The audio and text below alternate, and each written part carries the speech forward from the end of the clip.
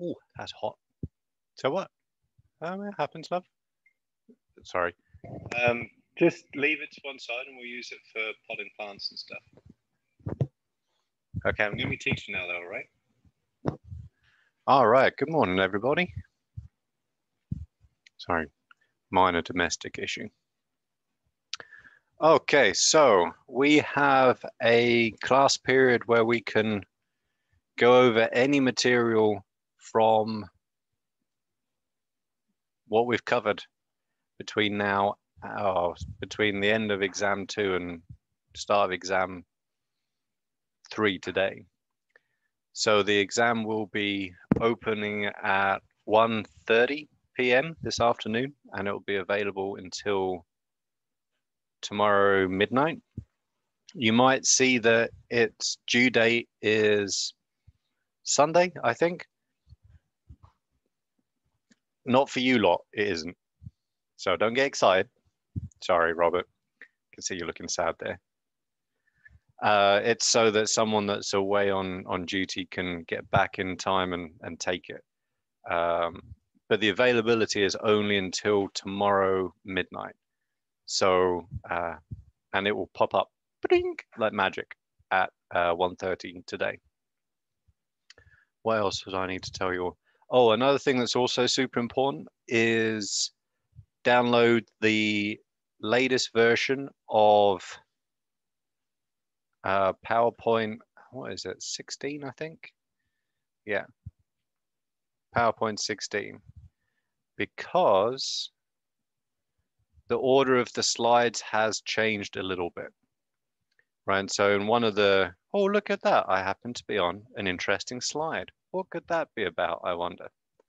Oh, wink, wink. So there's going to be questions that refer you to this PowerPoint and to a specific slide. Couldn't imagine which one that might be. To answer some questions.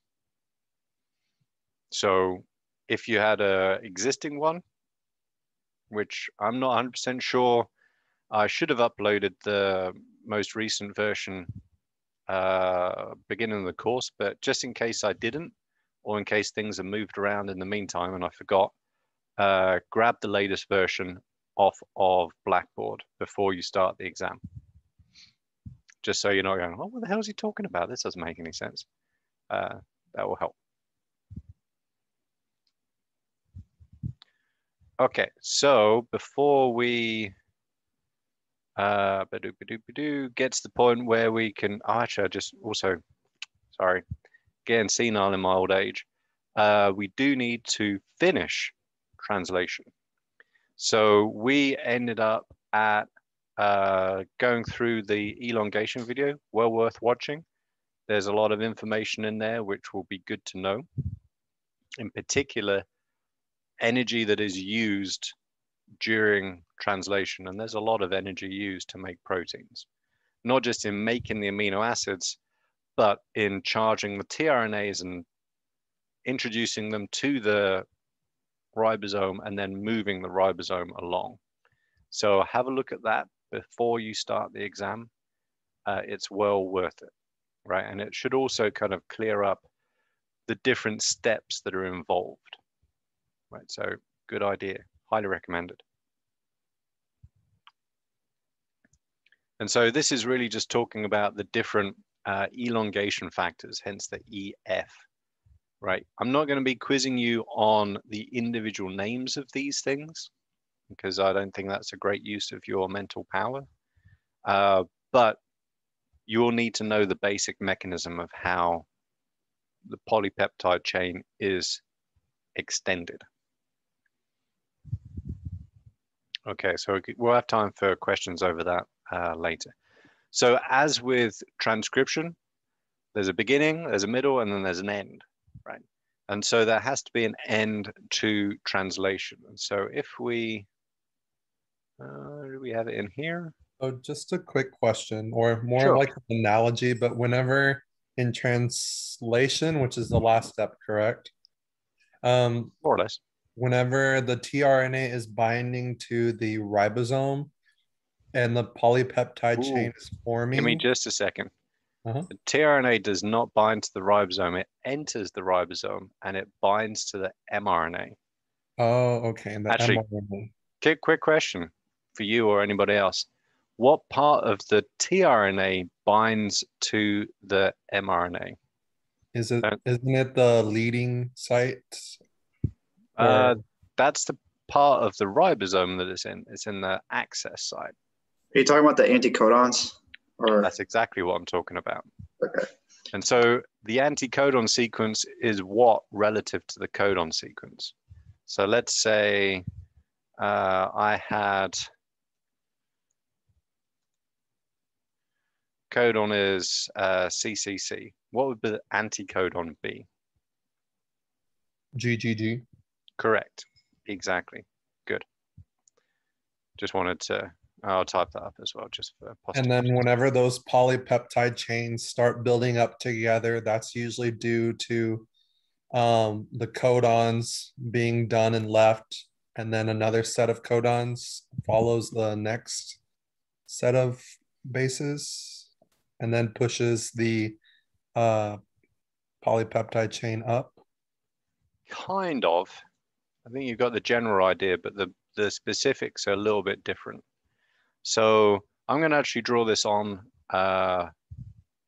whiteboard. So I'm going to stop sharing and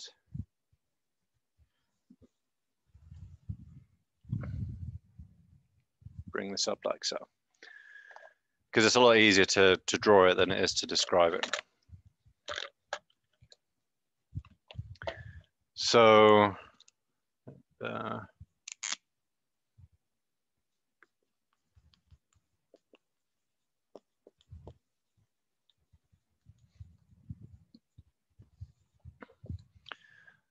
okay, so we have our mRNA. I'm going to draw this small so I give myself space to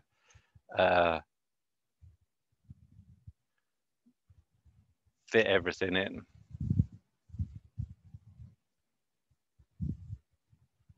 Well, let's do GG. There we go. Right, so this is a 5' end, 3' end. And this applies whether we're talking about prokaryotes or eukaryotes. So the initiation of translation is different. Eukaryotes are a bind to the 5' UTR scan until you find the start codon, just the small subunit, then the large subunit assembles. Prokaryotes assemble on the start codon and everything gloms on after that, right? So that's a big difference between the two. But once we've got from that point, okay, let's say we have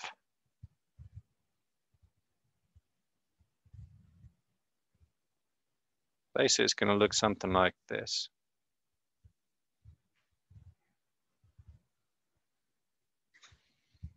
Like so. So this is the ribosome.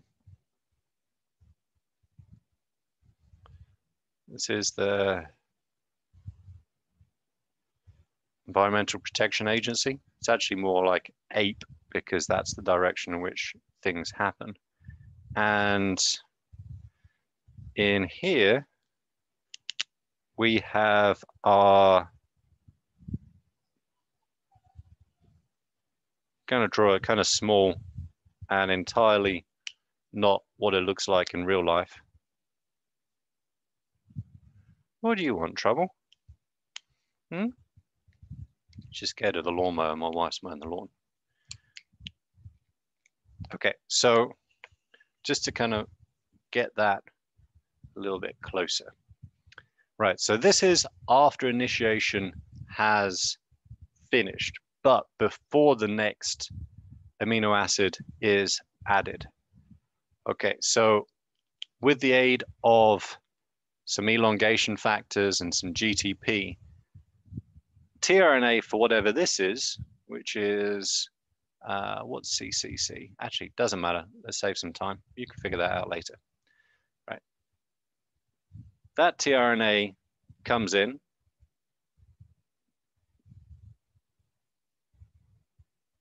Binds to the codon using its anticodon, right? If you can see all the details there.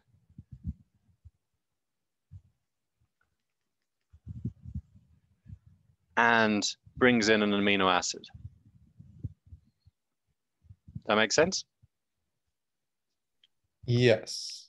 And then for the next one, like the where you have the GGA. Hang on a second. Let's go through the actual whole thing first. So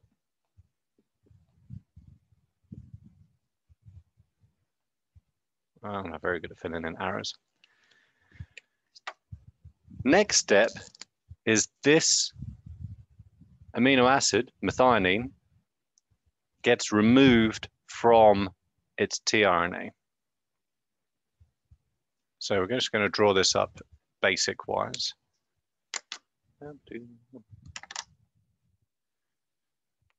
So this is, actually, I'm not going to put the codons on yet because it's not necessary. Right, so we have our 3 sites. We have our tRNA here and a tRNA here.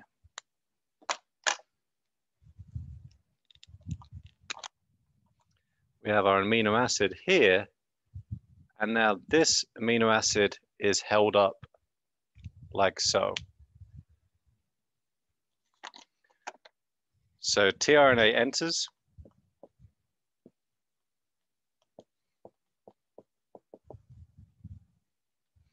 The A site. Step 1, I guess. Step 2. The amino acid, I'm just going to shorten that to AA for the sake of speed and space, is removed from tRNA in P site.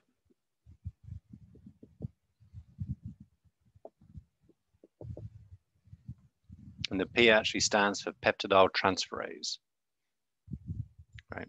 And that's the RNA molecule which acts as an enzyme to facilitate all of this.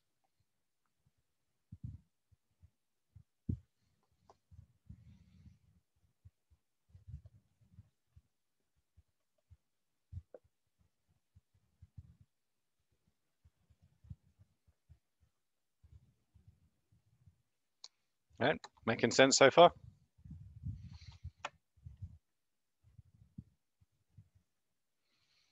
And keep on going. Actually, I'm gonna tilt that. Ooh.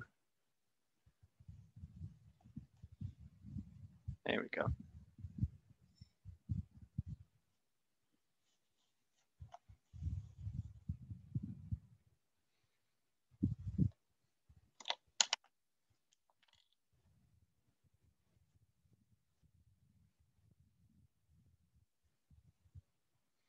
Still, we have the E, P, A sites.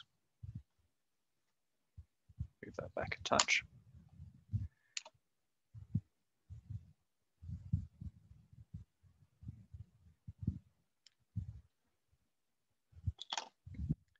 Now that peptidyl transferase catalyzes, right? So we still have the original amino acid that was on the tRNA in the A site. And now we stick, this is our methionine, right? The very first one gets stuck via a peptide bond onto the amino acid that was in the A site. So the third step is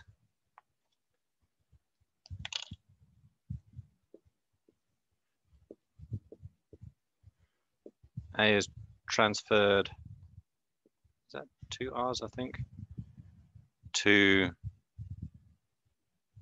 AA in A site.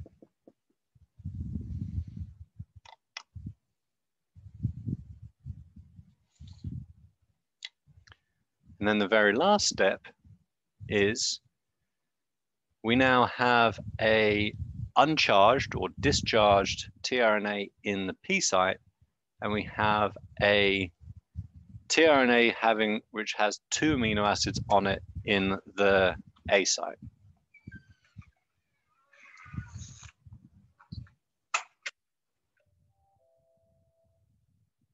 Yeah, I'm getting better at filling in arrows with practice.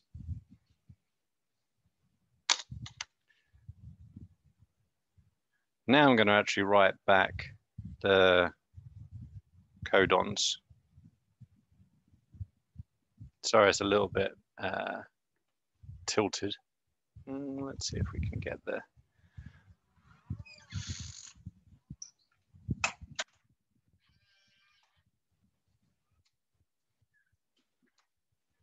Fine with my laptop base. Hopefully you should be able to see that well enough now.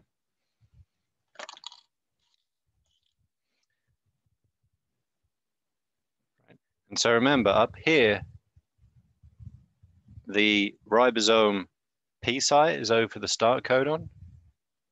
The A site is over the second codon in the codon sequence.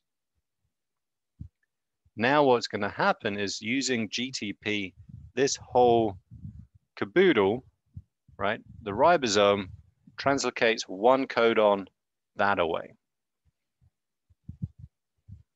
So now, instead of having the E site, you know, kind of nothing in it, of note at least,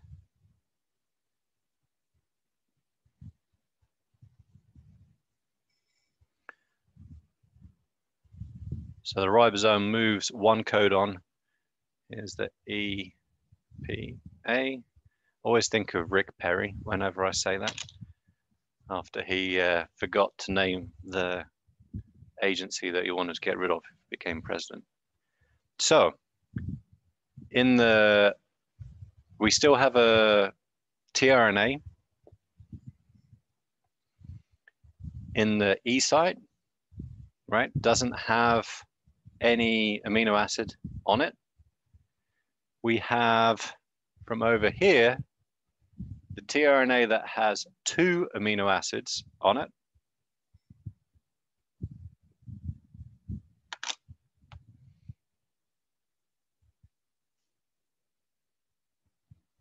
Looks like so.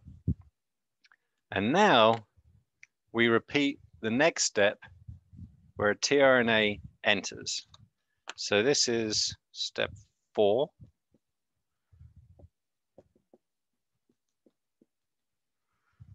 Ribosome moves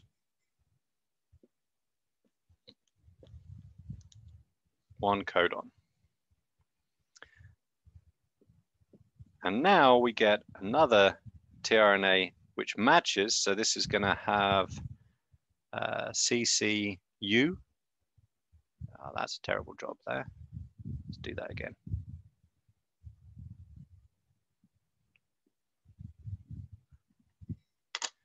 And it will bring in with it whatever amino acid corresponds to this codon. And then the same deal happens again. These two get cut off of the tRNA in the P site. This is what happened over here. Those 2 amino acids are then going to get stuck onto the amino acid in the E site, and the A site, sorry. Small spelling mistake. And then the discharged tRNA in the E site leaves.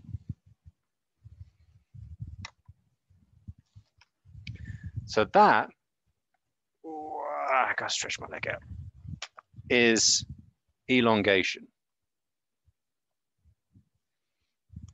Once we've got the ribosome assembled with a FMET tRNA over the start codon, however that's done, either by direct assembly in prokaryotes or the scan mechanism in eukaryotes, as soon as that occurs, now we can have our second tRNA come in, right? It's going to base pair with the codon using the anticodon. It brings in a new amino acid. The amino acid on the first tRNA gets cut off by peptidyl transferase.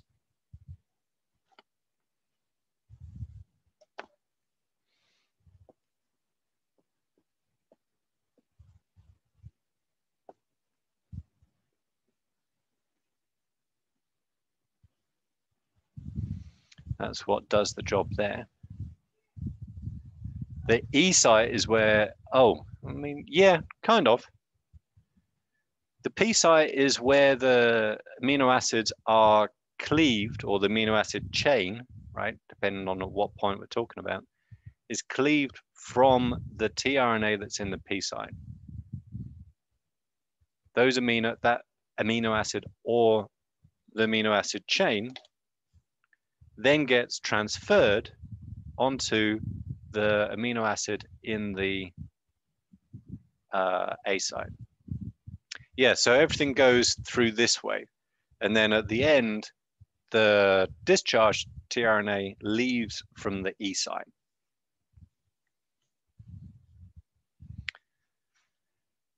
So in a sense, the tRNAs kind of come through the ribosome from A to P to E and leave.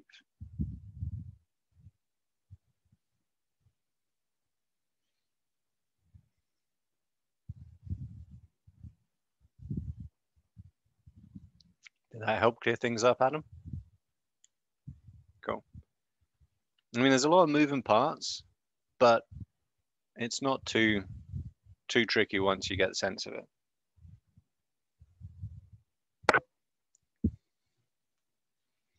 And energy is used for this part, getting the tRNAs in, and it's used for this part, moving the ribosome along. One codon.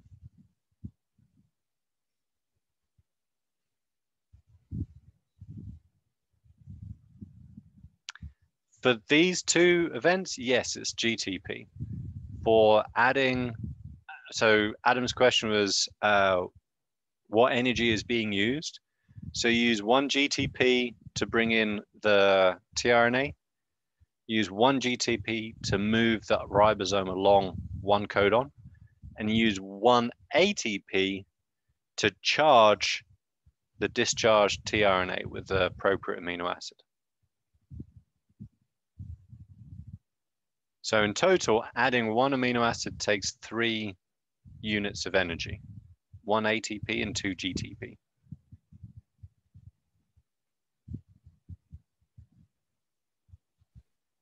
Okay, so you said it was GTP for the beginning and ending where the tRNA is transferring the codons, correct?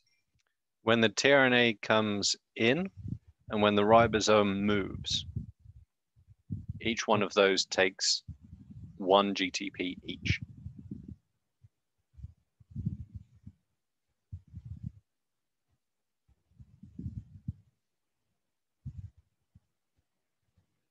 And the amino acyl tRNA synthetase, the thing that sticks the amino acid on the tRNA, that takes 1 ATP.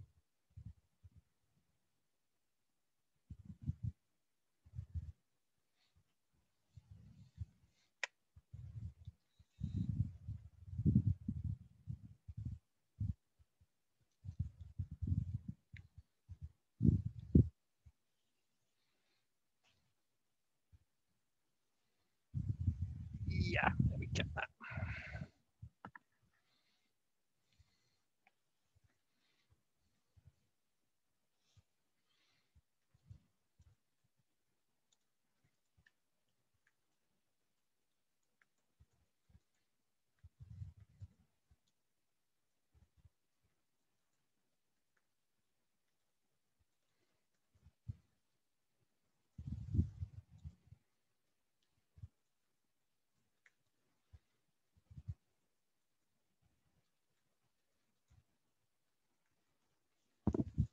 So you can't forget the energy required by amino acid tRNA synthetase, because if you don't have charged tRNAs, you don't have translation.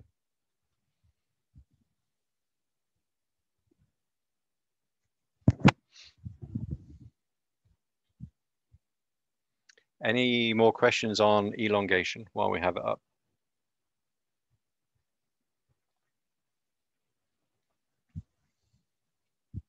Cool.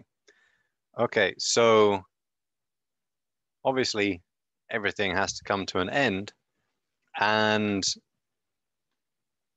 obviously, you can see how much energy it takes to make proteins, right? That's why under starvation conditions, even humans, right? They're in famine conditions.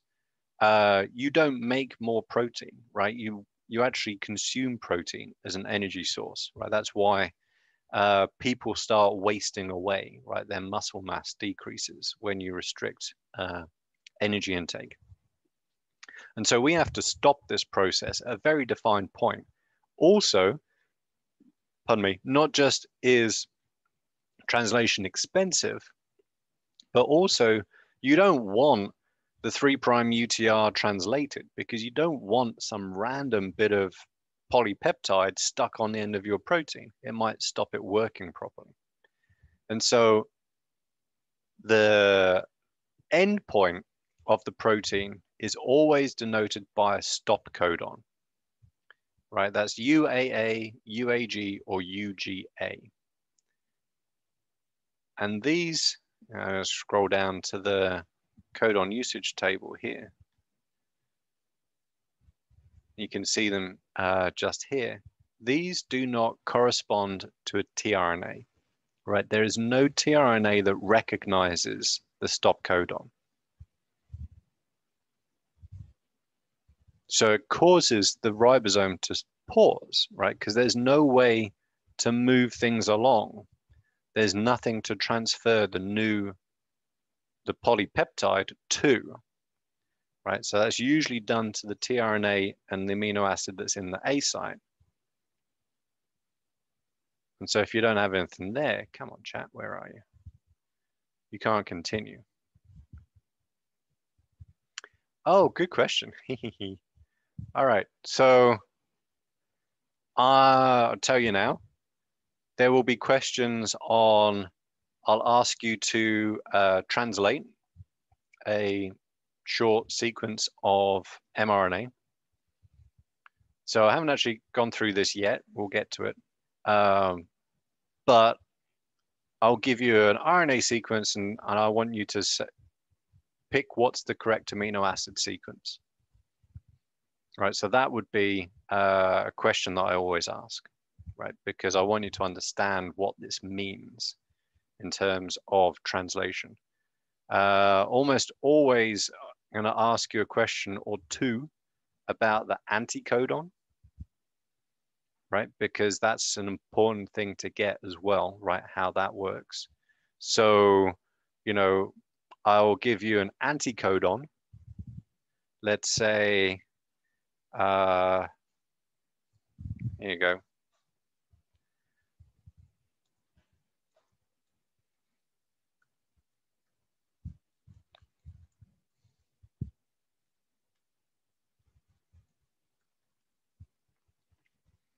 Can you answer that question?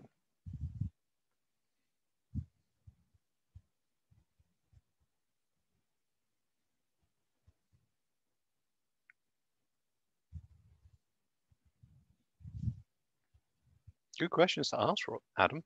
That's for sure.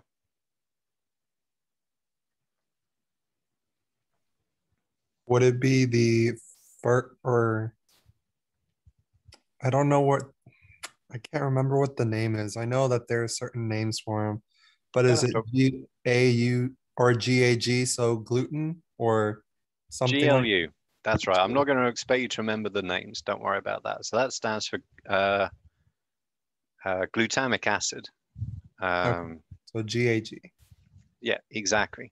So that would be the kind of question I'll ask. I'll expect you, and that's why I said download the latest version of this PowerPoint, because I'm going to be telling you to come look at this slide, to use it. So you only want us to kind of just write out the nucleotide and not the actual, don't name the actual amino acid that's on the chart, just kind of So write that sequence? Depends what I'm asking you. So I might ask you to, like, the anticodon is CUC. What's the codon? GAG. That's pretty easy. Yeah. Or what's the amino acid that would be attached to that tRNA? Well, that's GLU. And obviously it's a multiple choice question. So you're going to have different kind of ones to choose from. And obviously the correct one will be there. Okay. Yeah. So as long as you understand the general idea behind this, it's really not too tricky. Yeah, because you could just kind of look up the amino acid if you know that little sequence, I guess. Mm-hmm. The thing to remember though, and this is what always trips people up, is when I say the anticodon is this, what's the amino acid? And so some students will always go, anticodon is CUC, so it's got to be leucine. Because that's just over here. And obviously leucine will be one of the choices in the multiple choice question. So don't make that mistake. I'm not doing it there to trick you. It's there because that's what I did with the question that you gave us. Mm-hmm. Oh, wait, no. So basically how you should process it, I see where they made the mistake. So they instead just looked at what you gave them rather than figuring out what the other anticodons would be. No, so I give you the anticodon, you have to figure out what is the codon. To solve for amino acid. Right, the codons are what are here. So this is the sequence in the mRNA. That's what is represented by these letters that you would find in the mRNA sequence, the coding sequence of the mRNA. The anticodon is on the tRNA, the transfer RNA that's bringing the amino acid into the ribosome. And those are complementary, right? So whatever the sequence in the anticodon, we have the opposite sequence in the codon.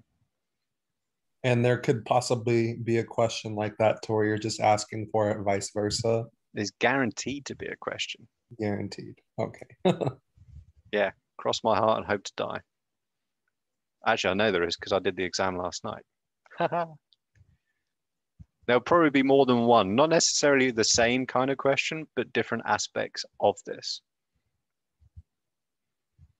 Right, testing your kind of understanding of transcription, right? When we transcribe mRNA, we're copying the sequence, but we're replacing the T's with U's, for example. When we're translating, you always start at the AUG and you always end at the codon before the stop codon. Because the stop codon doesn't encode an amino acid, right? So it's not included in the amino acid sequence. And the codons are translated using the anticodon on the tRNA. So that whole, I mean, essentially that is the complete and total core of gene expression. Like just in that little nugget. Everything else is really kind of mechanism and, you know, parts and processes and stuff. But the actual core concept is that. Taking the information in DNA, making it into mRNA, which is essentially the same apart from having U's instead of T's. And then using that and the kind of the intermediate that is tRNA to turn the codons in the mRNA into a polypeptide sequence or an amino acid sequence in the protein. Using this codon chart, this genetic code. Everything else is kind of bells and whistles on top of that. Thank you. So if you get all of that, then all the other little bits and pieces you can just kind of stack on to that construct. If you don't get that, then You know, it's not going to make an awful lot of sense. Cool. Good question, though. I don't often tell students like what's on the exam, like in terms of questions, but you're guaranteed there's always going to be a certain kind of core group of questions, and these are always going to be in it for this particular section. Yeah, no, the reason why I was asking, because I know you had mentioned earlier, like, oh, you're definitely going to have to use this. And I wasn't too sure, like, how we're supposed to use it. Gotcha. Well, I'll So go yeah. through it a little bit more detail when we get to it in the PowerPoint itself, just to kind of go over how it's used, right? How you would use it. But yeah, that's essentially why I keep referring back to this.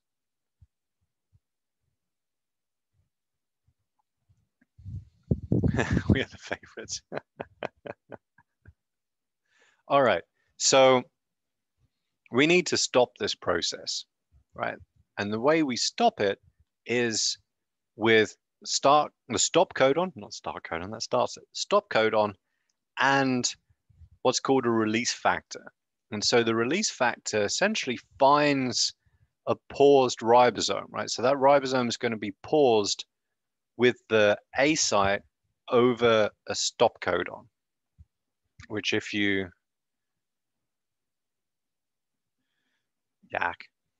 zoom in here, right, you can see this is a UGA. So it's UGA, UAA, and UAG. Again, not something you need to remember to understand the process, but there are 3 of them.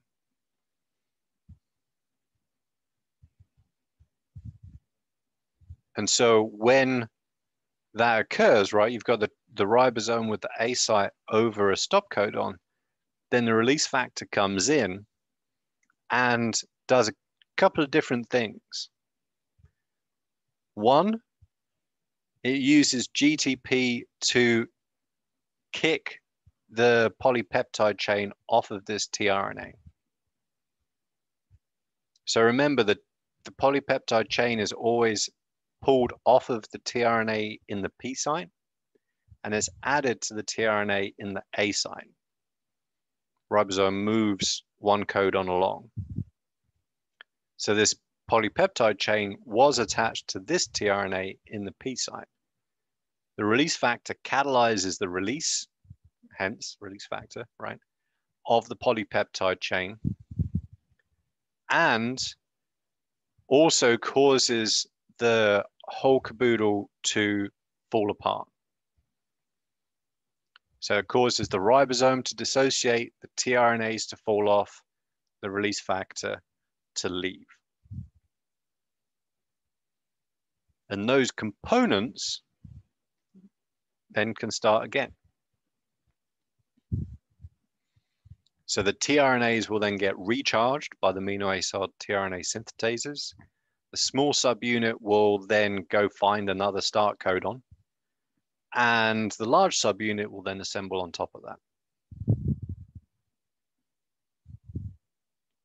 So this is how translation is stopped. And this is universal between eukaryotes and prokaryotes, right? It's not like transcription termination, which is a little bit more complex, right? A couple of different ways of doing it for prokaryotes, at least. This is the same amongst all organisms. Stop codon in the A site, release factor enters, polypeptide is released, whole lot falls to pieces with the aid of GTP, hydrolysis, so the energy in GTP essentially. Any questions?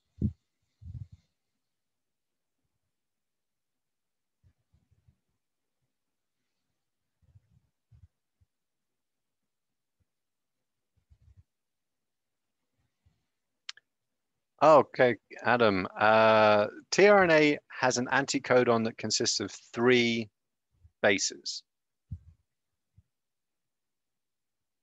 So those 3 bases recognize and pair with the 3 bases that make up the codon. here, essentially. The coding sequence, so I've written, 3 codons on the board just because any more than that, and it gets like run out of space. mRNAs can be 1,000 codons long. Just depend, or they could be 6 or 7 codons long. It just depends. The tRNA, though, each one only ever has an anticodon of 3 bases. Yeah, triplets essentially. So really think of codons as words, right? The AUs, Gs, and Cs are the letters, and the 3 letter combinations are the words in the sentence. And essentially, in a way, like the protein is the sentence, if you think about it that way. It's a good analogy.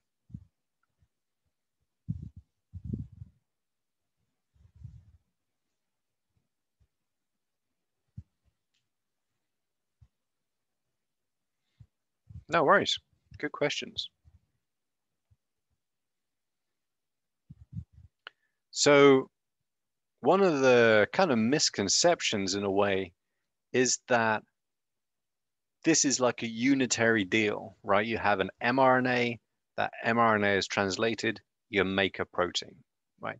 That's not actually the case. It varies from one mRNA to the next. But typically, as soon as this ribosome has cleared, because it's a big chunk of proteins, right? As soon as that ribosome has cleared the start codon, another ribosome is able to begin translation. And so for any given mRNA, you can have multiple ribosomes translating it, right? Each ribosome can only ever translate one mRNA at a time, right? You can't do multiples, but each mRNA can have multiple ribosomes on it, as long as there is physical space for them to fit. So and this is a eukaryotic, well, maybe it's actually kind of hard to say. This is the same for eukaryotes and prokaryotes. As soon as that start codon becomes available, a ribosome can assemble, not necessarily that it will, right? Because that depends on the initiation process.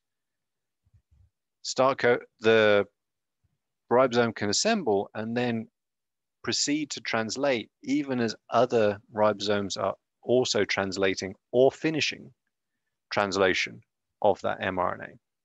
This is called a polysome, right? So the actual kind of size requirement is about 25 amino acids before another ribosome can join. So actually, it's kind of cool to think about. There's one ribosome for every about 80 nucleotides, which kind of makes sense, right? 3 times 25 is about 75 nucleotides, right? So 25 codons, 75 letters, about 80 nucleotides. So if you have a mRNA, so the average gene length coding sequence in eukaryotes is like 1,500 bases. You're going to have, what's that, about 15 ribosomes on a typical mRNA. If that mRNA is being translated at its full potential. And we'll talk about that when we get to the next section on control of gene expression. It's not a given, but it has the potential to be so. Again, that's called a polysome.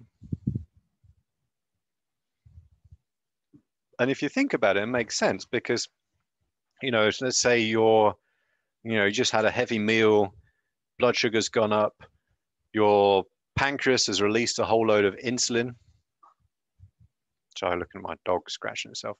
And your beta cells need to replenish that insulin, right? You want to do it quite quickly. You want to ramp up production of that protein speedily so that when it's next needed, there's going to be enough available. And so this is just one way of kind of expanding the production of protein. Not only can you produce multiple mRNAs, But from each mRNA, you can produce multiple proteins at any given time. Right? Because all of this does take time. So you want to be as efficient as possible. So there's a couple of like wrinkles, like differences, I guess, between prokaryotes and eukaryotes. So one big deal in prokaryotes is you have multiple genes stuck together, essentially. And so there's a couple of words that are important here.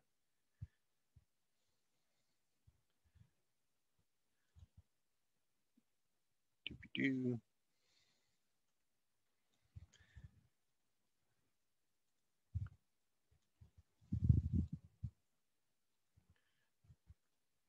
And so that's called an operon.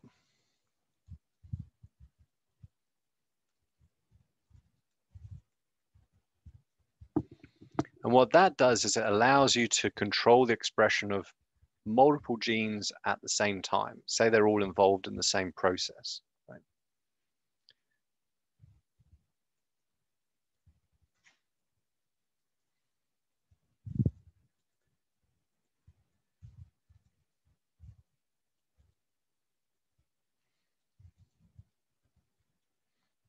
Right. So if you need to metabolize fructose, let's say you're on some jam, then you want to produce all of the proteins involved in that metabolic pathway at the same time. That's how bacteria do it. And so transcription from an operon equals a polycistronic mRNA. So basically, that means they have more than one coding sequence, open reading frame. And you can see that down here, right? So we have one single mRNA, and in that one single mRNA, that polycistronic mRNA, we have 3 different coding sequences, right? We have a start and a stop, another start and a stop, and another start and a stop. And so we'll make 3 proteins from this one mRNA. And again, that's how prokaryotes coordinate the regulation and production of proteins from their genes. In eukaryotes, it's very different. It's almost always monocistronic. So one gene, one mRNA, that's it. You don't tend to have genes grouped together and expressed into one large mRNA. It's very rare. So eukaryotes coordinate their regulation in other ways, which we'll talk about in the next section. So another wrinkle, and this is a really important one to get, is that prokaryotes are able to transcribe and translate their genes at the same time. Right? So they are coupled. As soon as an mRNA begins to be produced, right? Not finished, but begins to be produced, like you can see here, right? So this is our DNA, containing a single gene, right? And this is actually, would that be a transmission electron micrograph of the process? So here you can actually just about see the DNA. Ribosomes are much bigger, obviously. And from that, you will see them producing protein, which is a little harder to see. So as soon as that mRNA starts to be produced, basically as soon as the start codon becomes available, a ribosome will assemble on it and begin translation before transcription is finished.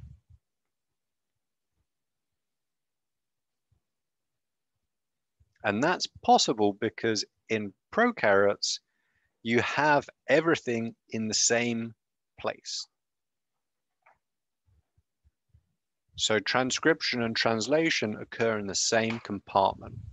So as soon as a mRNA becomes available, it can be translated.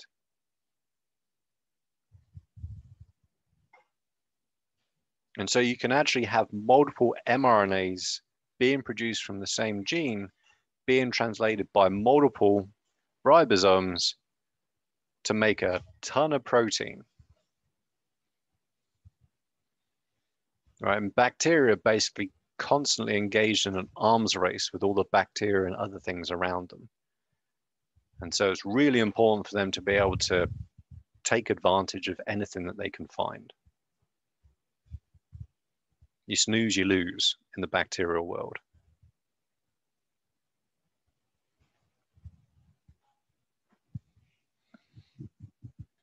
And so this is a really important concept to get, because prokaryotes actually use this feature to control expression, right? And so this is a central part of how some operons are controlled. The trip operon, for example, which we'll talk about probably next week.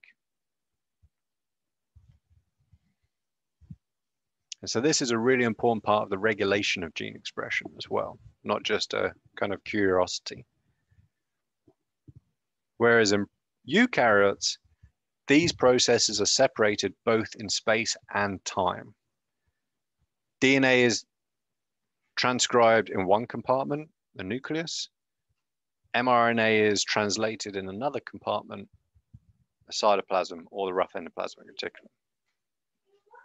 And those two don't have to happen at the same time, right?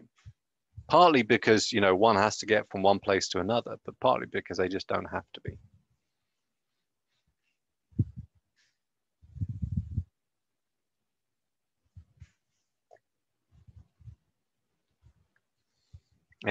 Anybody have any questions so far?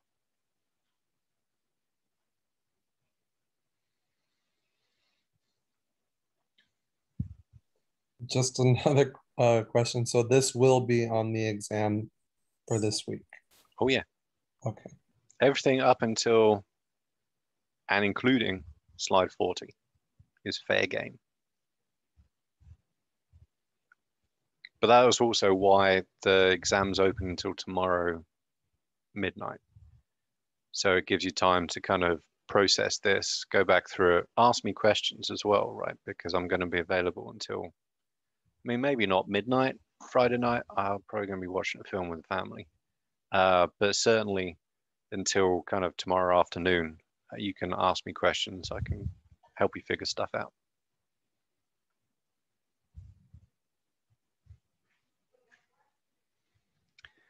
Okay, so the last thing that I want to cover before we're done, we might go over our usual 1 hour deal for the first lecture, because we can just cut the second one a little shorter. It's not a big deal.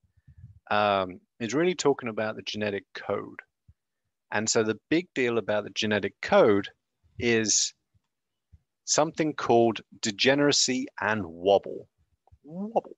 I actually have a wobble ball for my dog, which is super fun and largely indestructible too, which is impressive. Because she'll take a basketball and she'll just go, unk, no more basketball. It's kind of astonishing. I don't know what kind of doggy ancestry she has, but it certainly involves things that can chew on stuff.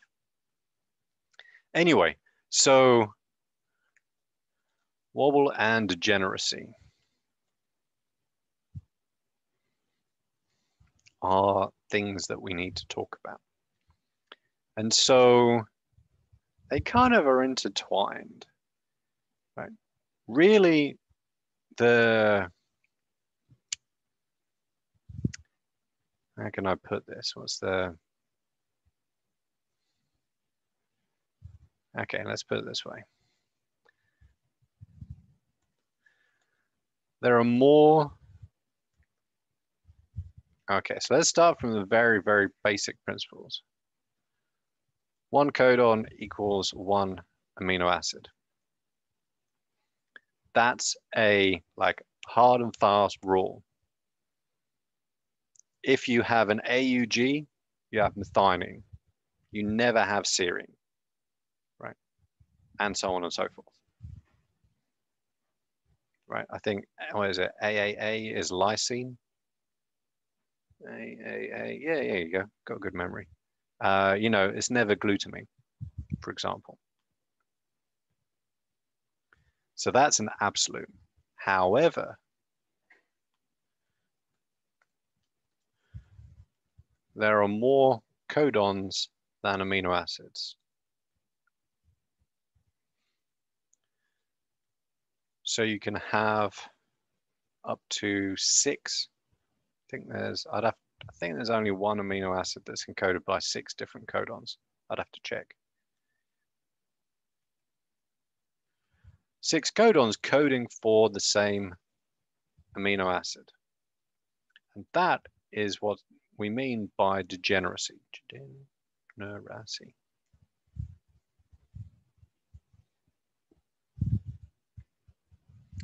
And so when you look at the genetic code, over here, for example, it's leucine. There you go. I always forget which one it is.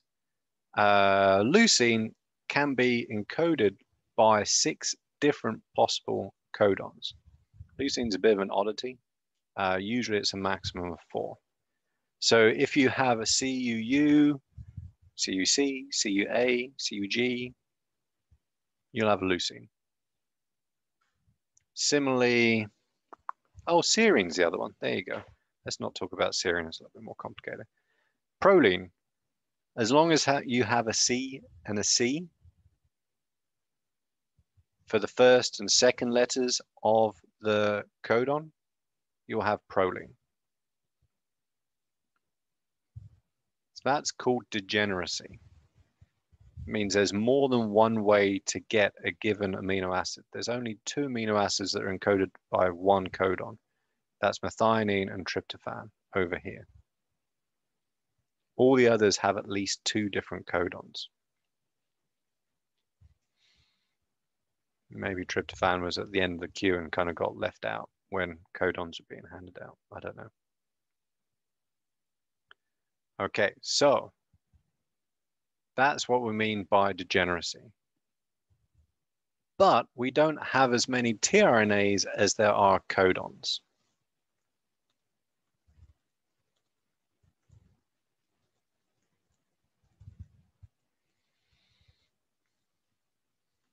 So, one tRNA can potentially recognize, bind, however you want to think about it, more than one codon. And usually this is an interesting way of thinking about it. Second and third bases of the codon, or the anticodon, sorry, are the ones that matter. And that is called wobble. So for example, you could have a tRNA that, as long as the last and the middle bases of its anticodon, remember this is complementary, so they go in different directions. So probably better that way. So if this is the mRNA 5 to 3 prime, this is going to be the tRNA 5 to 3 prime. They're going to be opposite, like DNA is, anti-parallel, right? So the last and the middle bases of the anticodon, or the first and the middle bases of the codon, are the ones that matter.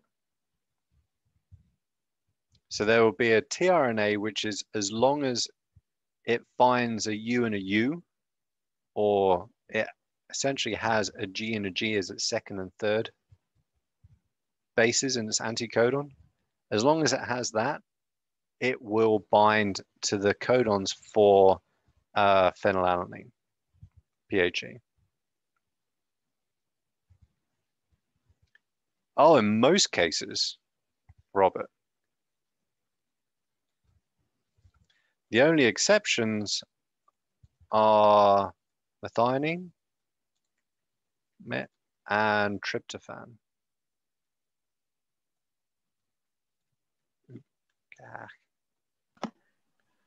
So do we need to know those two exceptions or? No, especially. No. No. Okay. All right. I just mention them as they're odd. You know, if you look at all the others in this table, there are no others that have fewer than 2. Only methionine and tryptophan have 1. All the others have 2 to 6. Oddly, it's actually in like groups of 2. So it's 2, 4, and 6. There's never a 3 or a 5. I don't actually know why. Oh, hang on. Shit, I should actually look at this a little bit more carefully. Isoleucine has 3. There you go. That's the odd one out.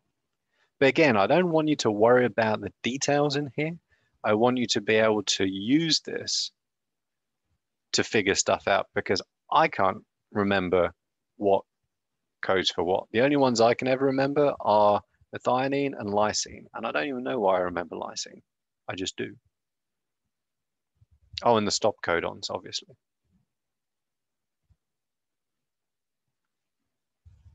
So most of the amino acids are encoded by more than one codon. Or as you put it, different codons can code for the same amino acid. Essentially, it's the same thing. But any given codon can only encode that amino acid. Right? So, you know, codon for arginine is you're never going to find, or you shouldn't find, a proline at that spot. So I'm just going to keep going for a little bit until we get this finished, because then we can just finish this part of the material for exam 3. We'll have a little bit of time at the beginning of the next class period to answer any questions after we've had a break and, you know, stuff has had time to percolate through. So there's actually a really interesting kind of consequence of this degeneracy and this wobble, right? And that is your genes, you know, coding sequences, actually have a bit of a buffer against mutation. And so typically, not always, but typically, mutations in the 3rd base of a codon do not change the amino acid. So if you have UCU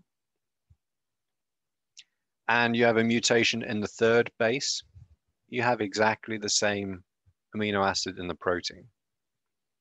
That's what's called a silent mutation.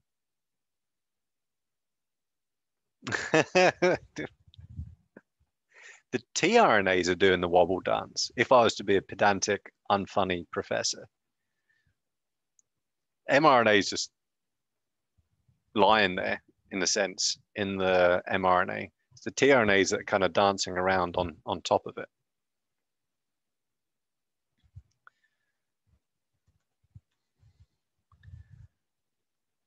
So typically, you know, but not always, obviously, because there's always exceptions.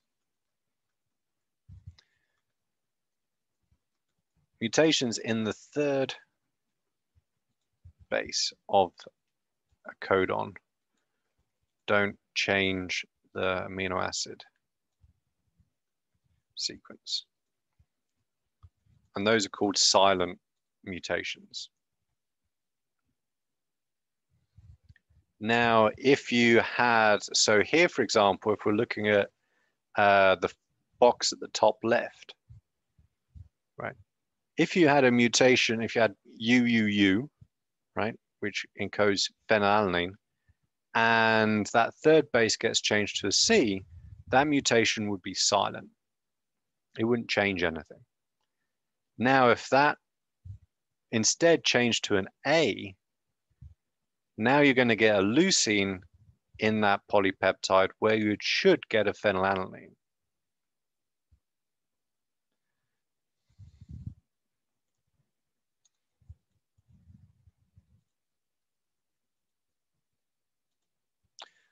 So e.g. UEU, which is phenylalanine, to, let's get this a little bit smaller. UA, which is leucine. That's what's called a missense mutation, because it changes the sense or the sequence of the polypeptide. Now, the worst kinds of mutations, let's say you had a, let's bring up the chat again.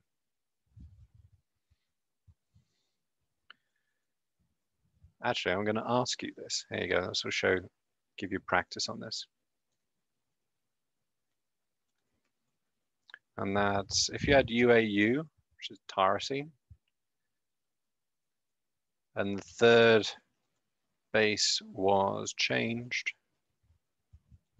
to A, what amino acid would you get?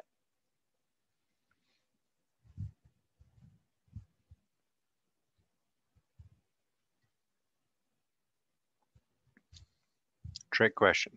I only typically give trick questions in class. I try not to do them in the exam.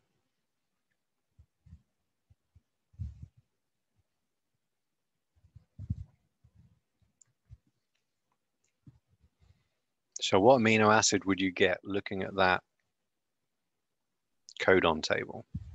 Would it be IL or ILE? ILE?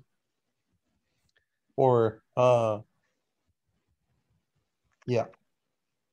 The third, yeah, thank you, Robert. You wouldn't get any amino acid. So if you look at the codon for is that tyrosine? Yeah, I think so. I'm not an expert at amino acids. And you changed it to an A from a U, you would get a stop codon.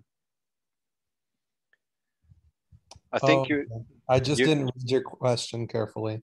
Yeah, you're thinking of the other end, probably. Yes. No. So don't confuse. We always read codons left to right, right? Because it's 5' to 3' in the mRNA. Anticodons are obviously the other direction. So a mutation that equals a stop codon, and that's what's called a nonsense mutation. And that's because it truncates the protein. Those kind of mutations are almost always loss of function mutations, right? Protein doesn't work anymore. It's very rare that that doesn't cause that problem. So then what was the difference again between the what was it? The nonsense mutation and missense? So missense changes the amino acid sequence by changing what amino acid gets added at a particular position. So the protein will still be made, but somewhere in there, an amino acid would be different. That's a missense mutation. Nonsense mutation is if that change resulted in a stop codon, you don't get the full protein. Now translation stops, right? For the reasons that we talked about earlier, right? The release factor and stuff like that. Translation will stop and you'll get a shortened protein, which almost certainly won't work. That's why it's called a nonsense mutation.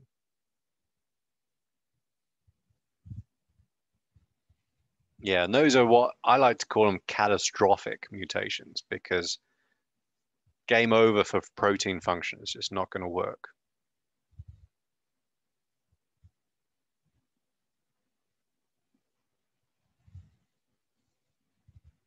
But the degeneracy in the code gives us a little bit of a buffer against those kinds of changes, against missense and nonsense mutations.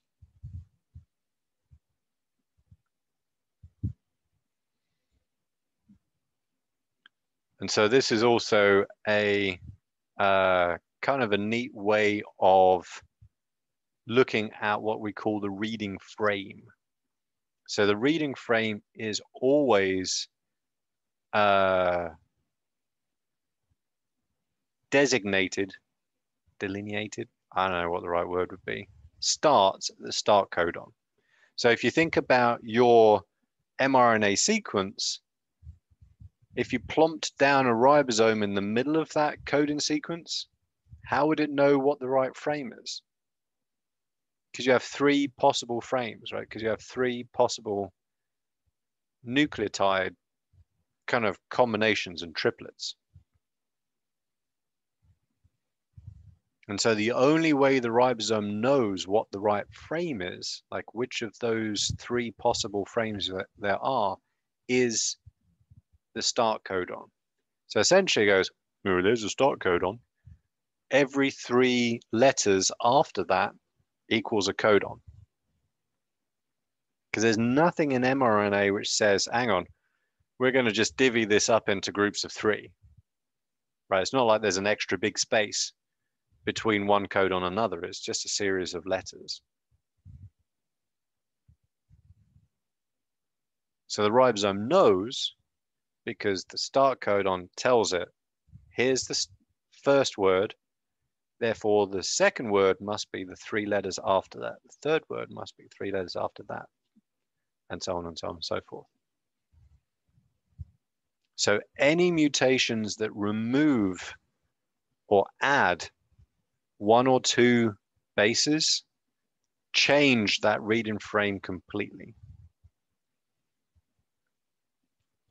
So for example, if you add just one base here, right between the W and the T of saw and the, everything after that is gibberish. Because even though the letters are still there, right? The spacing, the words are now different. And because the codon, one codon only ever equals one amino acid, almost certainly the amino acid sequence will be different. These are called frame shift mutations.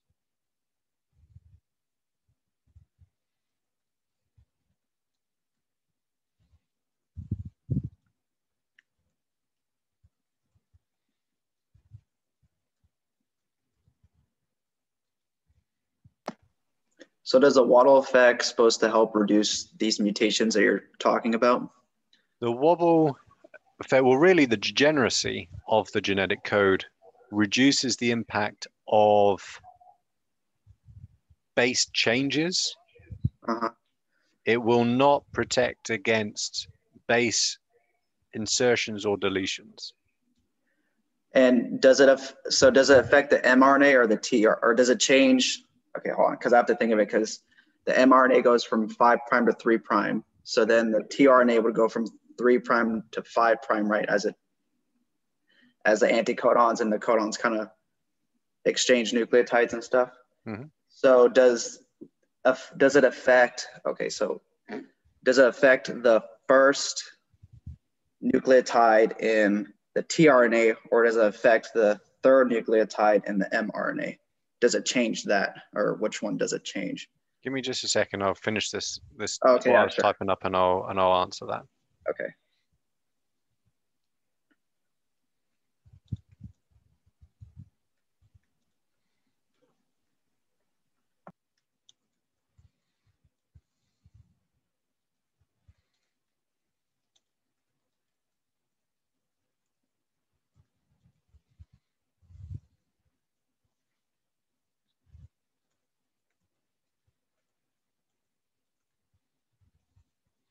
So probably the easiest way is to draw it up. So. Yeah, I don't know if my question makes sense or not. So, oh, totally. Yeah. Absolutely and totally. There we go.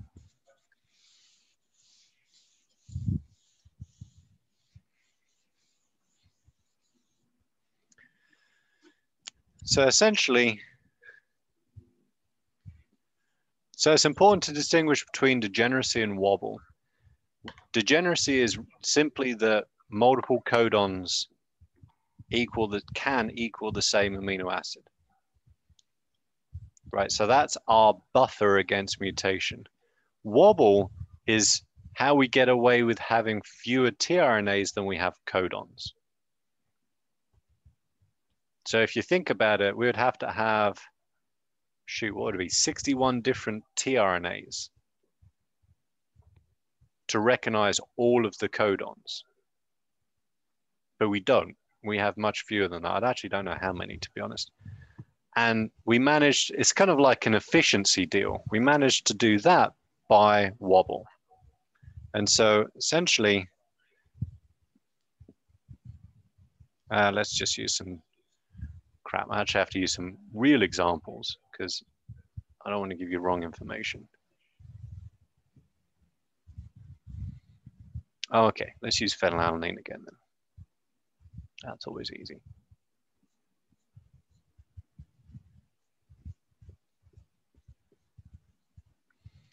Right, so let's just say we're going to be using this.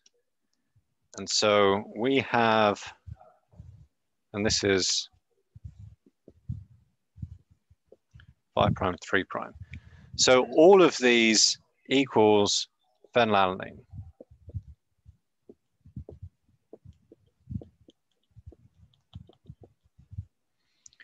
And so that is what we mean by degeneracy.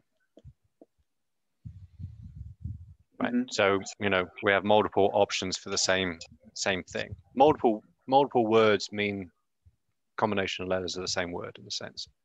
Right.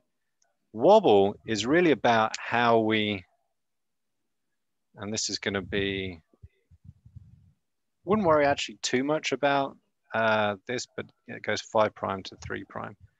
We have, as long as we have A and A,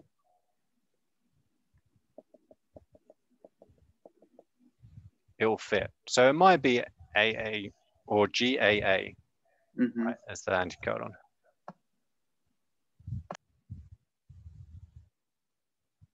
So that's going to have phenylalanine on it. So this matches perfectly, like so. But this will also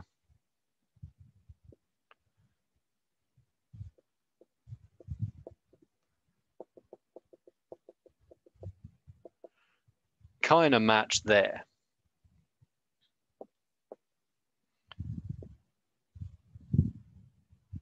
And here as well.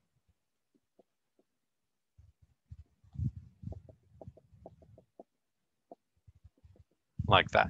And basically what it is that the tRNA can twist a little bit. And so the last, well, essentially the first base of the anticodon, last base of the codon, the tRNA can kind of flex around a little bit. So some hydrogen bonds can be formed, even if it's not a good match. But these ones are the ones that matter. Pardon me. This one is the wobble.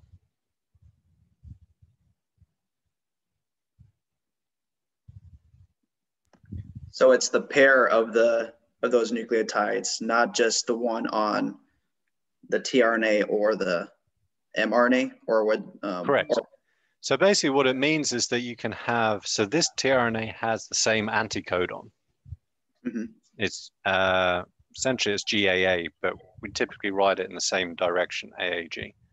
But it's able to come in and base pair with and recognize 3 different codons for phenylalanine. Because as long as it has an A and an A which matches the U and the U, this will stick well enough for it not to get kicked out. And so that allows us to have one tRNA, this one, recognize 3 different codons. There's actually probably a 4th one as well, I just didn't write it. But if there's an A here, say this was AUC instead, this tRNA would not recognize it. Because these two bases, these ones here, the first and the second, or the second and the third of the tRNA, have to be exactly right. If they're not, it won't come in. It won't work. But there's enough flexibility that the last one here, the tRNA can kind of flex around a little bit, kind of around this end, and still base pair even if it's not a perfect match. That's what we mean by wobble. All right, gotcha. Cool. Good question. All right, I think that's us pretty much done for this section, and probably us pretty much done mentally, at least for 15 minutes. So I'm going to call it there. Come back in 15 minutes, which is what, 35 past, 25 to 1. And we'll have a little bit of time to go over questions at the beginning of the next period, and then we'll just start the next topic, which will not be on exam 3. So exam 3 is just on what we've covered up until the end of the slide in PowerPoint 16. All right, so see you here in a little bit under 15 minutes.